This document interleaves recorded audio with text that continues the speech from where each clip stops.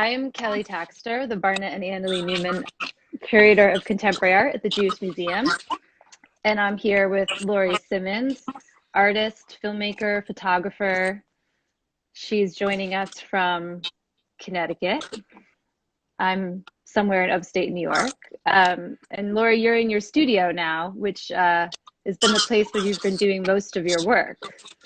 And we thought we would talk about, the history of masking that you've used throughout your whole career, practically, and kind of using that as a way to kind of think about what you've done in the past and how maybe cultural circumstances, contextual circumstances now have maybe even changed your thinking about that as time has worn on and here we are. Well, masks are certainly the locus of a lot of political strife right now and tension. I mean, I've been thinking about masking and masks for as long as I can remember in my work. And it's interesting because the times that I've been in New York, the thing that makes me the saddest is to see people on the street in masks. And I have such a history of dressing people in them, thinking about them and using them in some way. And yet that seems to be something that I find a very difficult aspect of all of this. Yeah. Yeah. Well, the forced mask, I guess. I mean, I think one of the things that is poignant about what you've done, especially the last couple of series, is it's the masking and the painting is a way to kind of embody another self or transcend the self in some way. Whereas the masking we're seeing now is containment and negative, right? So it's protective and it's positive, and there seem to be issues. Like I say, it's the locus of a lot of hostility and political unrest, and it's become a symbol. It's almost become a partisan symbol. Not everywhere, obviously. People have a great deal of common sense, but those really powerful pictures in the press with a person with a mask facing off with a person without a mask really close. Those are really powerful images right now. And, of course, as somebody who's been making images for so many years, I'm trying to understand what images will stay with us from this period of time. What will the most powerful images be?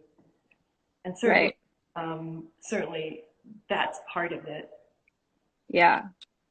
Yeah, there are those images of hold on, turning this off, the mask face off, so to speak. But then there's also been like that group Anonymous who used masks to protect themselves while they were protesting. There's this there's always been this kind of funny partisanship, if you want to call it that, or even when you would see people from Asia where the mask is totally common and it's a sign of respect. Like you don't want to be hurting or harming or infecting others, so you wear the mask. Where when you see that, it was like a joke in the beginning that you would do that, was like, it seems so out of place. But I guess maybe, what we could do is kind of think about how you've used masking, maybe starting with some of the images in the studio. And someone said the Gorilla Girls, of course, the Gorilla Girls. Yeah, such a great one. And to such powerful effect. Powerful. Yeah. I wonder if I carry my phone around, you think I'll make viewers super dizzy? Well, maybe they'll let us know if you do. I don't think so.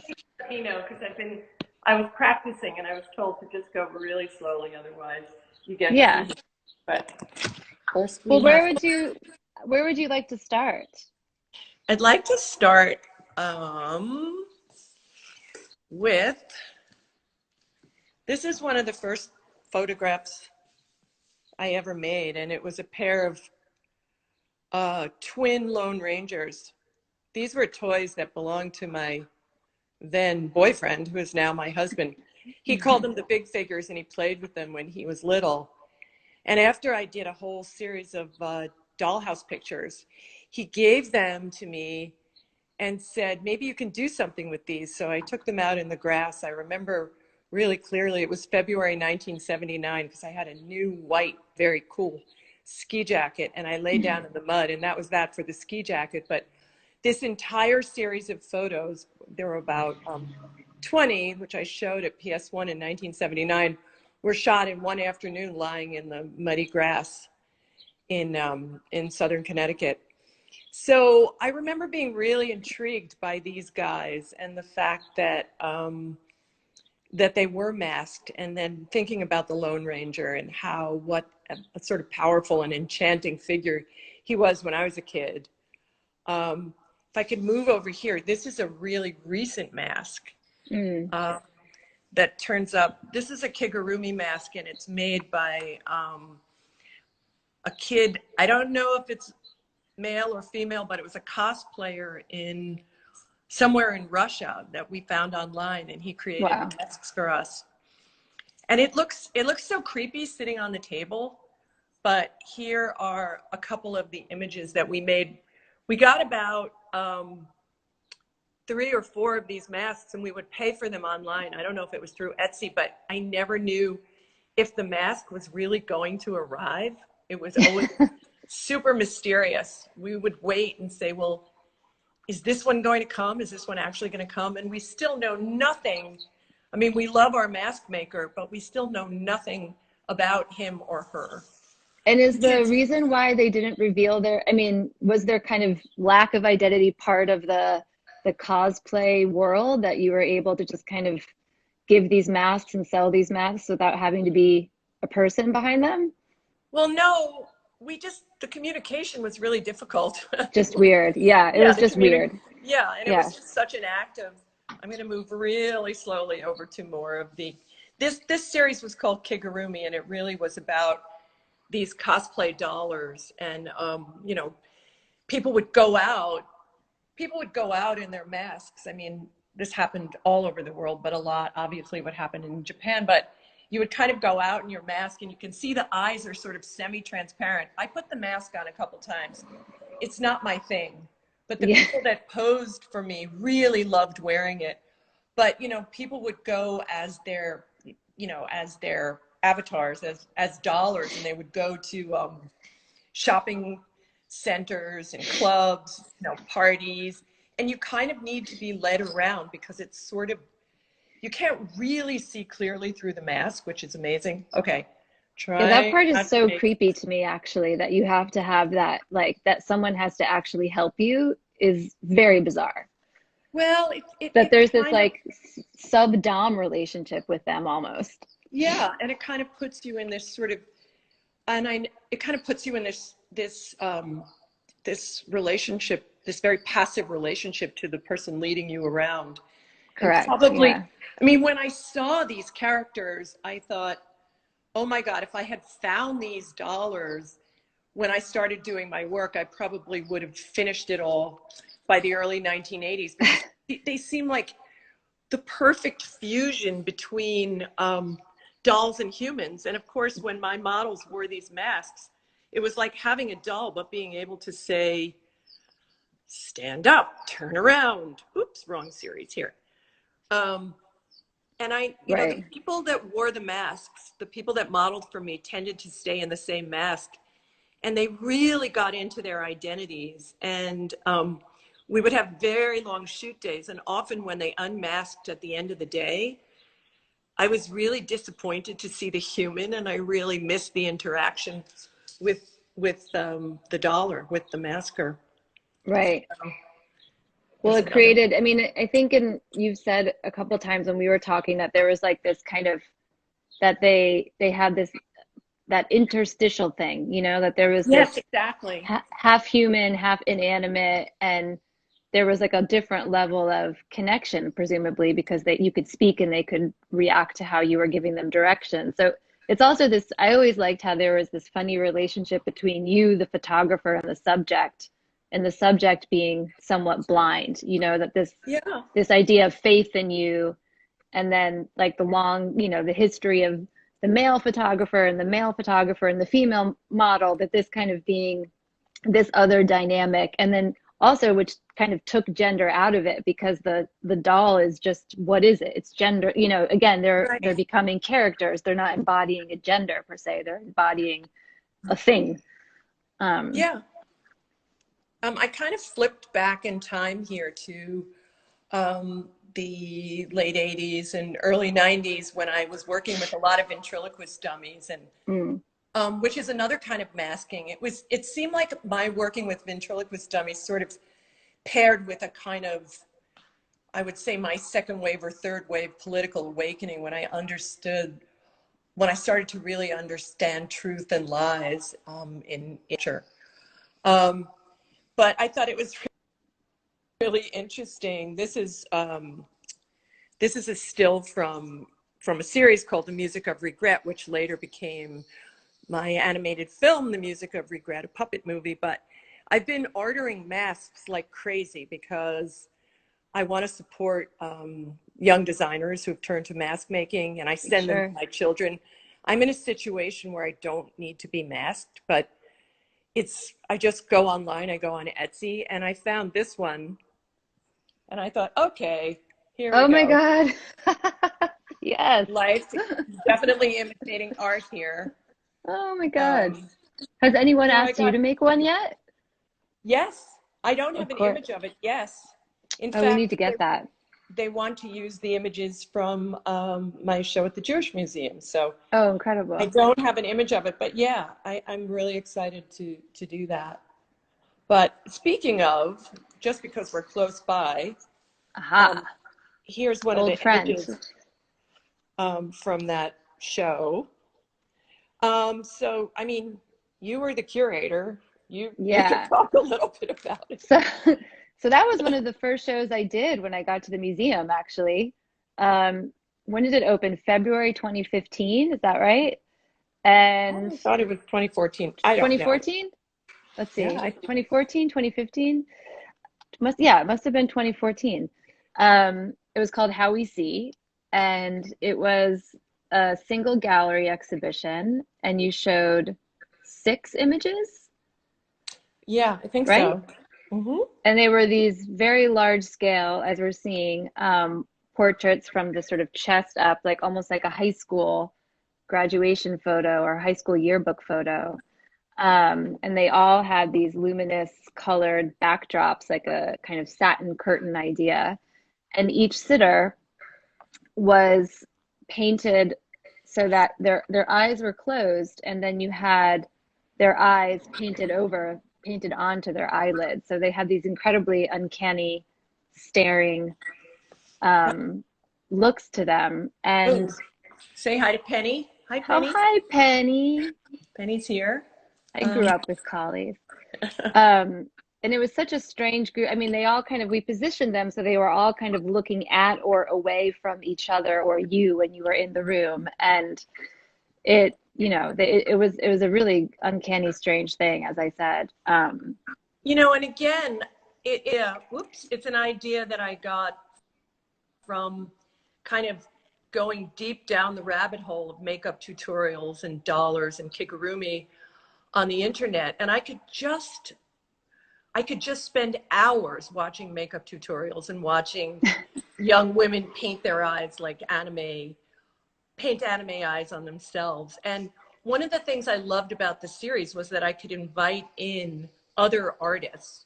For instance, Landy Dean or James Caliardos, the artists that painted the eyes, who are makeup artists, yes, but they're also phenomenal artists who are able to render, their palette being the human face. And you also worked with designer, like you had really particular clothing that, the clothing also had small drawing on it. And well, this was a Rachel Antonoff blouse, and I apologize, but I'm suddenly forgetting the name of the artist, the illustrator. I'm so sorry, and I will remember it and put it up at some point, who did the drawings for Rachel. I think we had it. back at that time, but I'm looking at my text. I don't see it, but regardless, it was like this kind of collaborative effort, and it came out of this really specific culture as well. So you had right before this, you had the kigurumi, and this was this like other kind of extension of this dollars thing, where right, people would exactly. do this as another kind of masking, as a way to kind of inhabit this other look or character or whatever.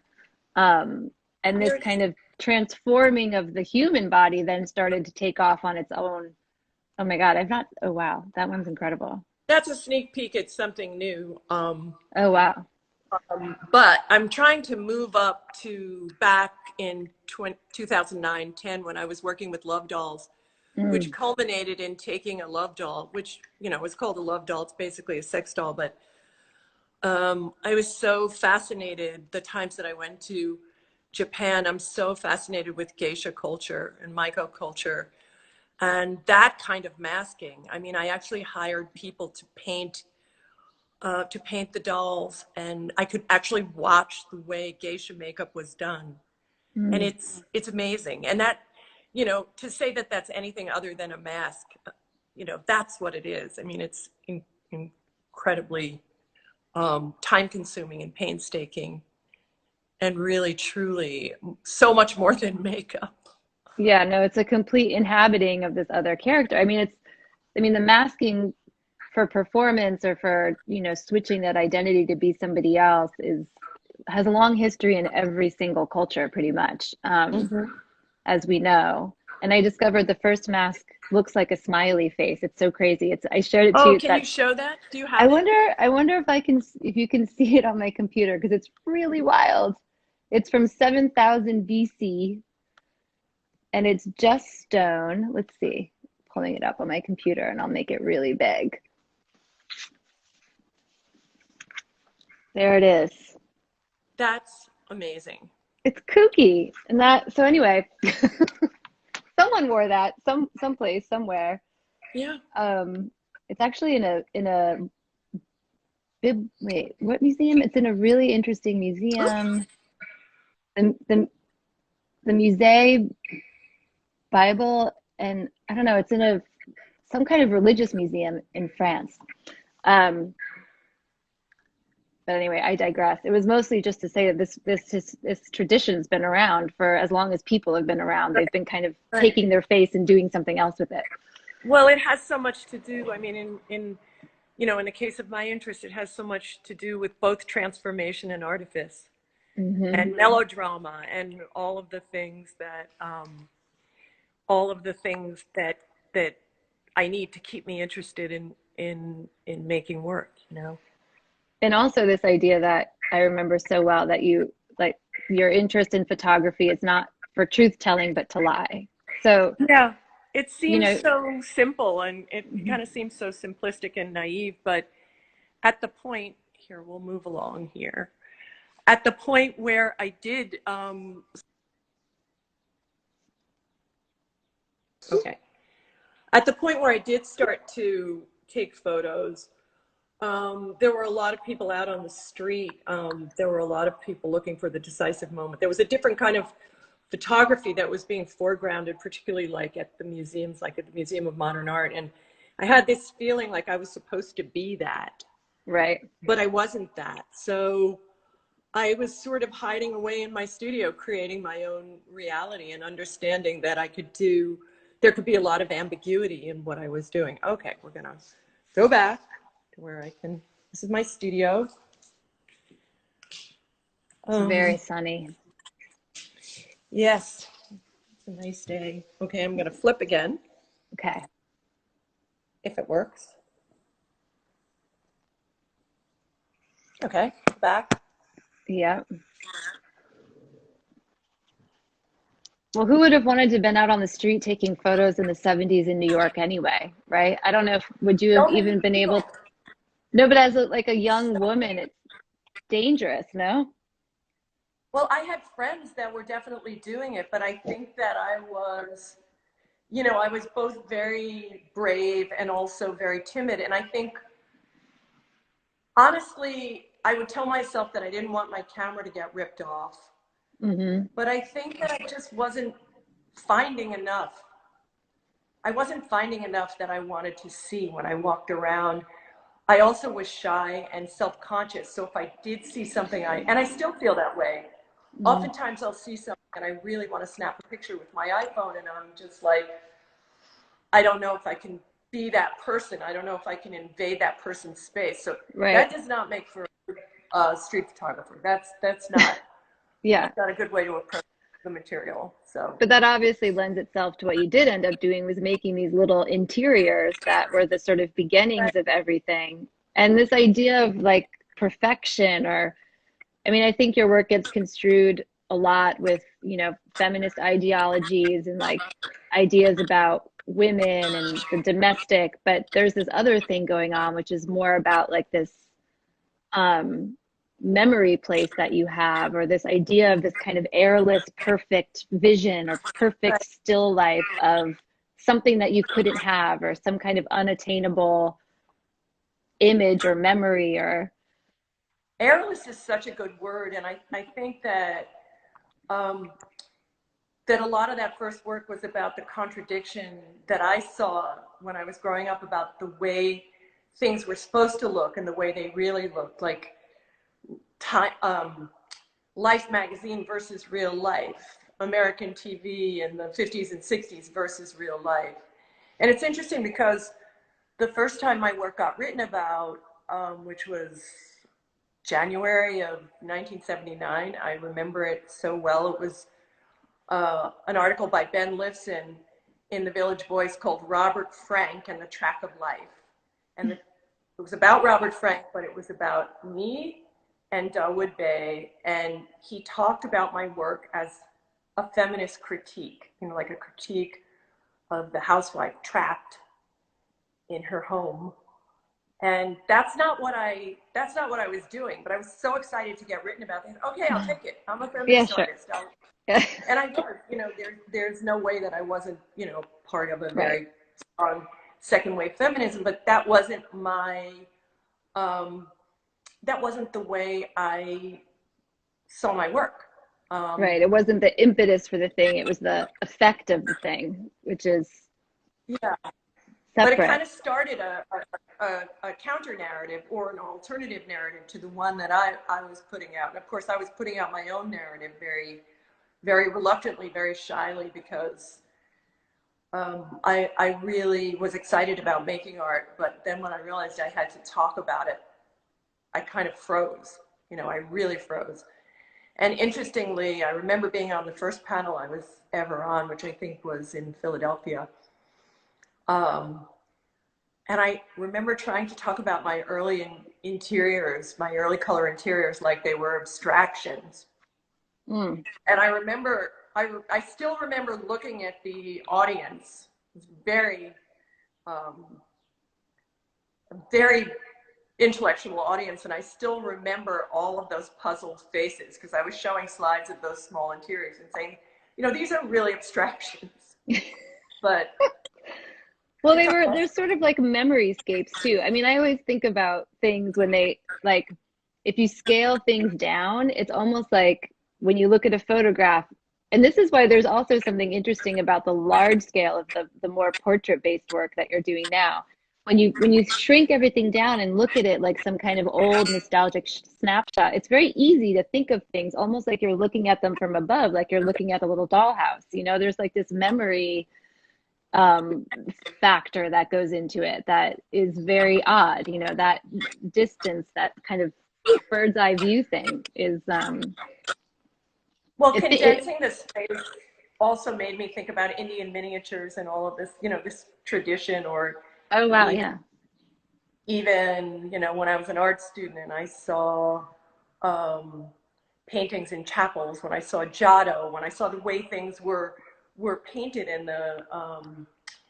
the perspective was so squished, and I felt like just by moving my camera around these little sets, I could do that. If I can jump up, I have a little book over there that I have more visual material. Yeah. Well, there's like this trompe l'oeil thing that sort of happens, right? Which is also happening now in the work with the painting on the body. You know, this. Yeah. that stuff's really exciting to me. But I mean, these are examples of like the very, very first. This is a tiny little book called In and Around the House that later morphed into a bigger book called In and Around the House. But we have 3 of those, I think, at the museum. We have a whole little group of those. Yeah. But like my really favorite thing was always the bathrooms. I still love a good bathroom. And I the way the light managed is. to shoot this. I had no intention of going this far back in time, but I still love the fact that I could take this set and just find so much, have such a good time with this little set.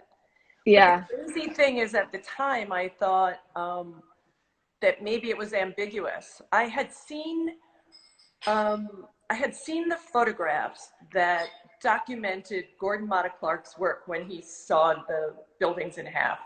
And he'd taken these black and white photographs where the rooms were bifurcated, but they were sort of, on the page, they were kind of quartered. And I thought, you know what? My photographs of dollhouse interiors, I think people could mistake them for real places. And that's how I was operating until I introduced a doll. I really thought that I could fool people. Right. And you wanted to. Yeah, I thought that would be cool. But that like persists, right? Like, or what? How much of what is happening now, with the painted on eyes and now the painted on clothing, and I mean, how much are you playing around with that still? Or are you wanting people to kind of slowly discover the artifice in those photographs? Well, I think, again, we get back to masking, because I'm going to take you again. Flip. Let's see if we can flip.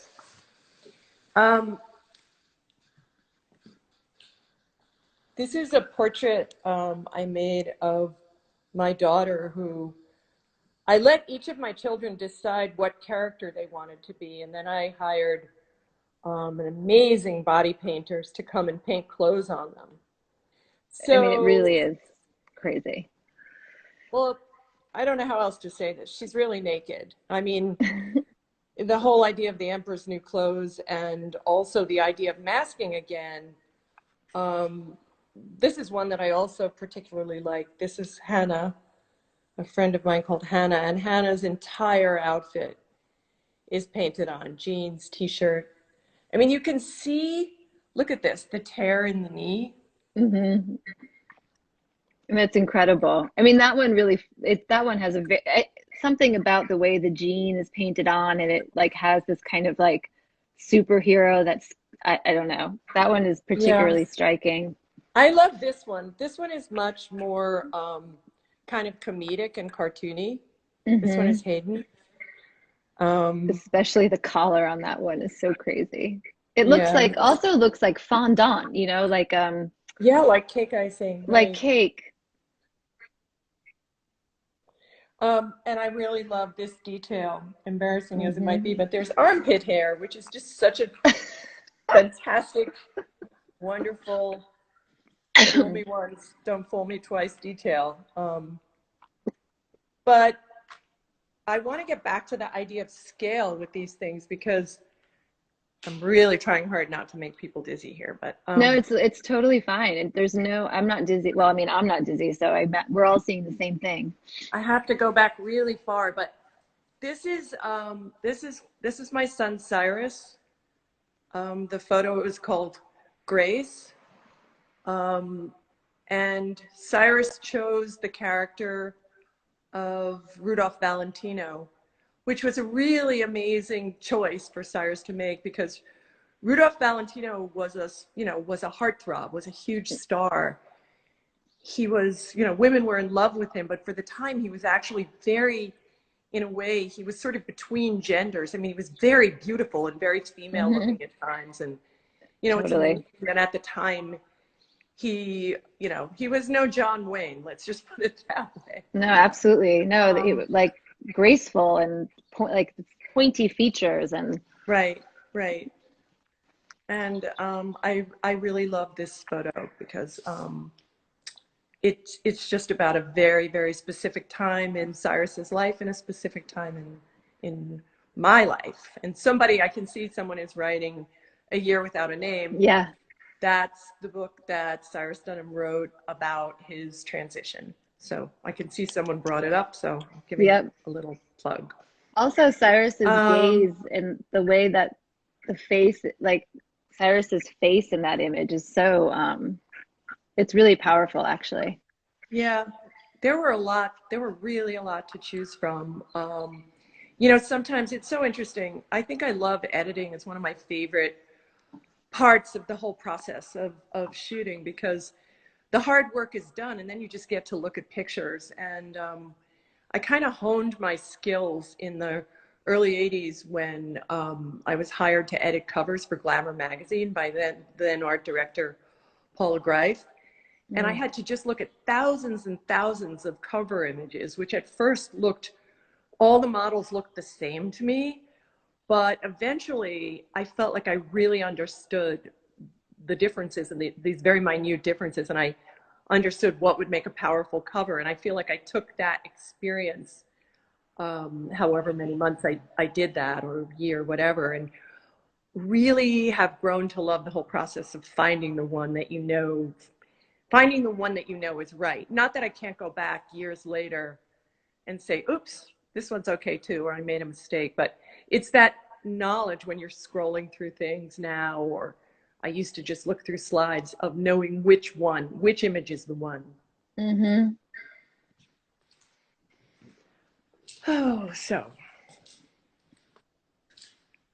Are you it's a nice view. Oh, are you there?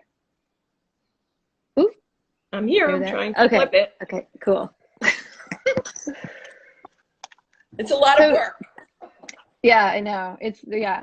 So was the move to work with people, I mean, did that transition really happen in full force after you made My Art, the film? Did that really feel like the next logical place to go from the doll, like the full dolls, the full masking? I hadn't thought of it that way, but that's probably true. I mean, I feel like the entire history of my work has sort of been about like shooting dolls, puppets, cutouts, and then trying again to shoot a person, feeling like I failed, and then going through the whole process again. I mean, there was that period of time when I shot underwater, and those were real people. There were different phases where I would try to use real people, but I feel like until I found the Kigurumi masks, I never got that sort of, I never found that, you call it the interstitial place between doll and human, animate and inanimate, but I never found that happy spot of where it would work for me.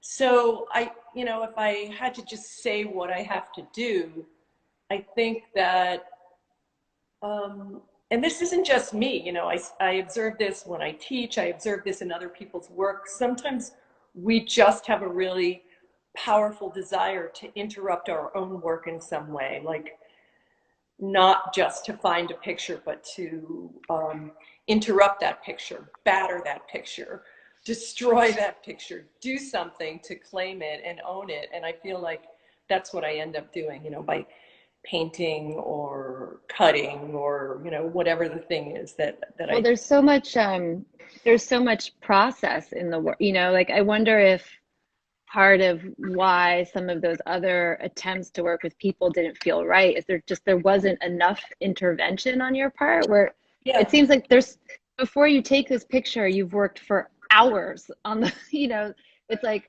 when I was at art school, we had this class, making a picture, not taking a picture, it was about everything that went into like the entire process that led up to finally, that labor, that immersion into whatever your subject is or what your subject used to be, and transforming that subject seems just as important as you know, Yeah. the photograph. Or That's a great name for a course, by the way. it was a good class. Yeah. I think it was, do you know this? I don't know if anyone knows. It's Sandy Stark. I think she was the person that did that class. But Great you know, idea. yeah. But I think the conceit for that was they were working with a giant 8 by 10. So anyway, um, yeah. But I never really thought about that in your work before. That there's so much about like that moment before the picture happens that seems to be so essential. Well, it seems like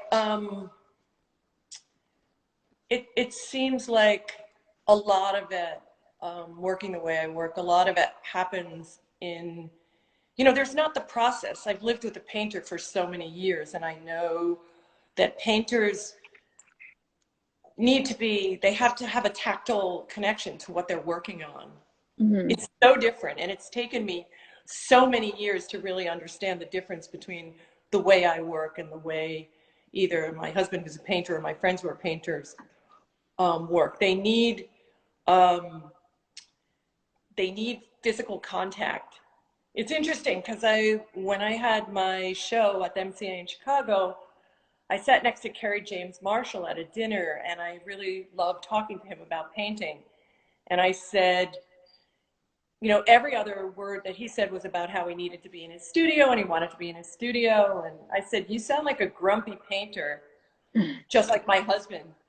And he said, we're painters. We really need to have that kind of physical contact with our work. And I thought, wow, it's taken me this long to realize that I can absent myself from actually shooting or making something and still in some way be progressing, in terms of my ideas, or just, figuring out, pre-visualizing what something's going to look like. And it used to get my husband really upset because I would say, I think I'm going to have some petit fours made at a bakery and take these little legs I found in Japan that are B-girl legs and stick them onto the cake and put them against a pink background and take the picture.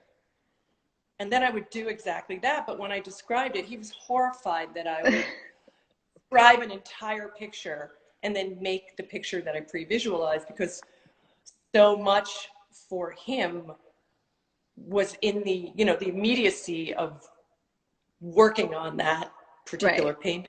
Right. Like moving from one part to the next part to the next part, having like yeah. I mean, this is Well, the element different. of surprise or change, Right. and for me, the surprise is, so what angle are you going to shoot the legs from? Or when is the light going to strike the face so that it actually looks like it's alive? I mean, that's the big, you can take a plastic doll and put a light on it and work on it and work on it. And there's 1 second where it looks like it's alive.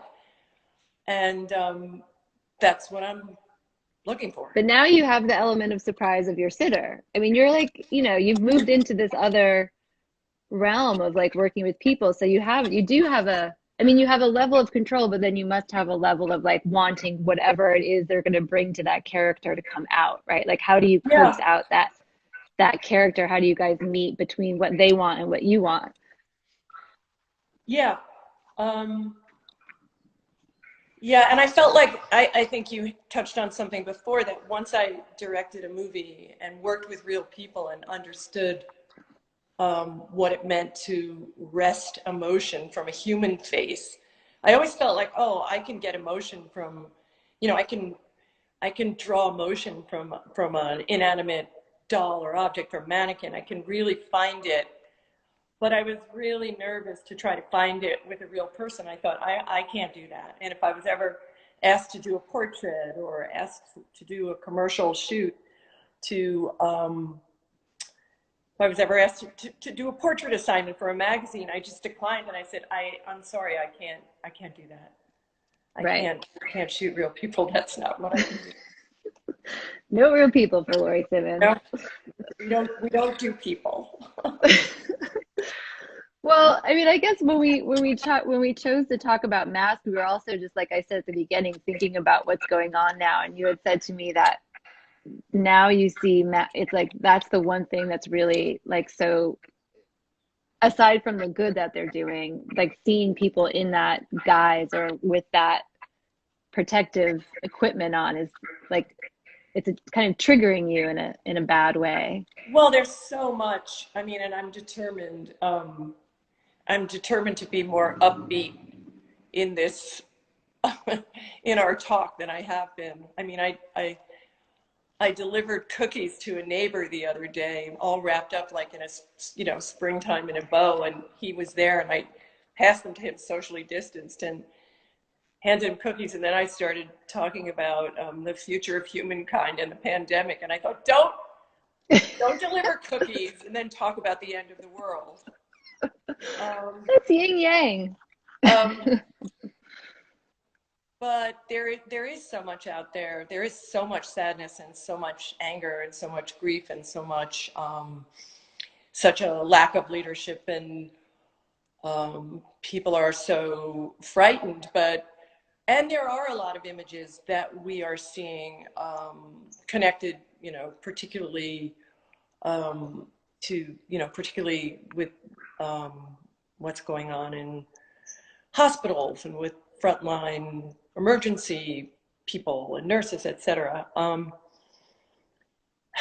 But there's something about walking down the streets of New York or just seeing families, and you know, the masks are a very stark reminder of what's happening. Yeah. You can be lulled into thinking that things sort of look normal, smell normal, feel normal until you see that everyone is in a mask, I think. Yeah, I wonder what, you know, how that will change your feelings around the practice of masking, or even just the not being able to see this part of the face, you know, how that changes our ability to read each other and, you know, what. Well, it's interesting, you know, when I was taking out the old pictures and thinking about the Lone Ranger covering his eyes and the history of that kind of mask, and now we're covering the bottom Yeah. of our faces. So Right, because there's always been this thing that the eyes tell you something about someone's emotional, but I mean, to me, if I don't see, if I don't, you know, I read mouths. I read like tension in someone's jaw, or, you know, a smile, obviously, or a fake smile, or how, you know, there's so much that goes on. And yeah, it's totally strange in that way. Kind of want to see the whole face, basically. The whole face, yeah. Or you have to be led around by the hand and explained what's going on. Right. We don't have that much time left, so I wanted to ask you if there's anything that we haven't looked at in the studio there that you want to cover, like the new sneak peek. What's the new next? Oh, well, that was I think I left the screen on the half man, half woman, and that's a place I was really starting to explore. Since my work, I feel like since day one, my work has been, you know, simple subject heading, women in interior space, subtitle, gender, gender stereotypes. And I think that, you know, there's so much happening in my own life, you know, having a trans child and having so many new trans friends, and starting to understand that aspect of, you know, it's like just when you think that more doors can't be open for more information, you know, if your eyes and ears are open, there are just so many more corridors to go down to you know, to feed the hungry art animal. So I think that I've been thinking a lot about gender, and I had this sort of recovered memory of my sisters and I. One of our favorite costumes for Halloween, and even if it wasn't Halloween, was to very painstakingly dress up as a half man, half woman. Slick our hair back, draw on a mustache, cut clothes in half, and we would do it. I wish I had pictures of it. We would do it really well. And it's also a very popular costume, like at the Halloween parade in Greenwich Village. It's nothing, you know, again, I don't invent these ideas. I just sort of recreate them through my own filtering system. So I've been kind of, should I take you on one more little tour? We're running out of time here. Okay. Yeah.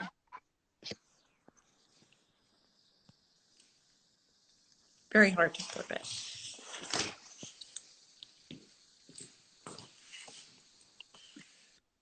And we should mention, I don't know that we mentioned that for the How We See series that we showed at the museum, you cast two trans people for that, right? I did. Yeah. And it was just, I don't even remember how that really happened. So this is one of the things I've been working on. This is actually the makeup artist who did some of the eyes is a very talented makeup artist called Landy Dean. And this was one of the experiments. I mean, I'm something about being in isolation where I usually don't ever show what I'm sort of like working on or what's not a confirmed photo, but I'm sort of like, okay, why not? And that's sort of like that's a beard and mustache on the right, like that's painted on. He agreed. No, he agreed to shave off half his beard. And he worked on this for a really long time. And then more experiments, not finished photos, experiments. This is the one I showed before. This is the only one that's finished. And this is a makeup artist called Tara Carrera, and she's very, she's sort of one of my muses. Is that Tara? Is that her? Or she did the makeup? Yes. Oh, wow. She did herself. Wow. And here she is again. Wow. Insane. And did you find her on Instagram or the internet or something? I found her through, well, I used Body of Art, is the were the painters that I worked with. Incredible, really incredible. And Tara was involved with them. So, oh, here's Shirin. This was from Some New. This is my I remember friend, that the one. artist, Shirin the shot. Yeah. And in this one, her necklace is painted. It's incredible. Yeah, it's pretty. I love also, I mean, like there's like that, you know, there's that whole kind of like kitsch culture, like I don't know, like Burning Man, where like the whole body paint thing that is always such a kooky, crazy, kitschy. I mean, there's like also that, which is also like, I think, you know, I don't know what that means exactly, but I love how that's kind of embedded in this somehow. Yeah, well, it's a lot from spending way too much time online. Totally, yeah. So I don't know. Oh, here's one of the only straight up portraits I've ever made. And interestingly, that's a great one. Well, interestingly, when I had this in my exhibition, many people asked me if Penny's eyes were painted, which I love the question because it means I'd set them up for that sort of illusion. But it would be really hard to spend 2 hours painting Penny's eyes and keeping them closed. I mean, that's the point. Yeah. Yep. She'd have to be a very obedient collie, of which there are many, but that would be exceptional. Yeah. that would be her. So anyway, I think we're coming to the end of our. Yeah, we have to wrap it up before Instagram kicks us off. Oh, is that what happened? Well, they basically, they shut you down. You get like a cut. Well, it's an incredible thing to have this view into your studio and see all these pictures on your wall and what you're working on. That's very generous. Thank you. That was fun. It's just nice to, have a window into someone's world right now. I think it's what people need. Well, we need an excuse to wash our hair and put on lipstick. That too. I did wash mine this morning, but I'm still in a t-shirt. I can't get to the next level, which is like putting on an outfit or something. That's not happening yet. But you don't have to. You don't have to put on an outfit. You have to put on half an outfit.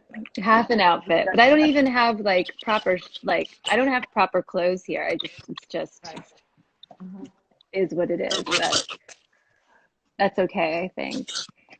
I'm seeing any of these comments. Oh, Ann Schaefer. You know Ann Schaefer, Laurie? Hi. Yeah, she's there. Hi, Ann. Funny Dipstick. I see her. Tommy Cott. So many friends. Oh, Tommy. Yeah, I just met him I just did a crit with him. Yeah. Oh, that's cool. Former student. Oh, nice. All right. Well, I just got my alert from Jenna, so I guess we should say goodbye. Thank you, Laurie. That was really incredible. Yeah, it was really nice to move the phone around like that. Yeah, Bye-bye. you did great. Bye. Okay.